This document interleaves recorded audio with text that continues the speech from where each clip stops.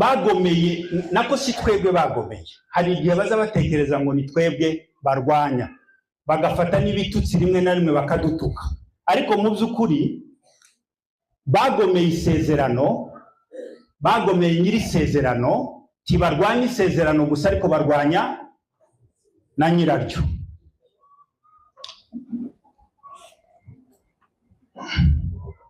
Baritambitse kubera ko atari twebwe barwanya, twebwe tuzagera aho tubababarire. Ndabizi ko bigoye, ariko Bibiliya iravuga ngo umunyabwenge agwiriza icubahiro ciwe mu kwibagirwa nabi yagiriwe. Twebwe tuzababarira, kandi mwemere mukoma amashyi ko tuzababarira.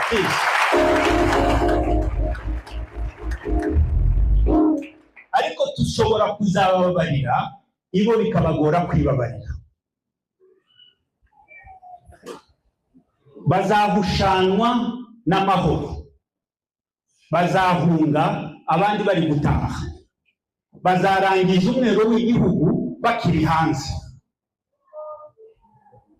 bazakifuza conscience niki, umutima nama wabo utabemereye kubitahamo. Iminsi yabo izababera umuzerero, kuzerera. Inzira zabo zizababera umwijima n'ubunyerere. Niyo mpamvu tugomba kumenya isezerano kugira ngo tutazayoba, tutazaryitambika imbere.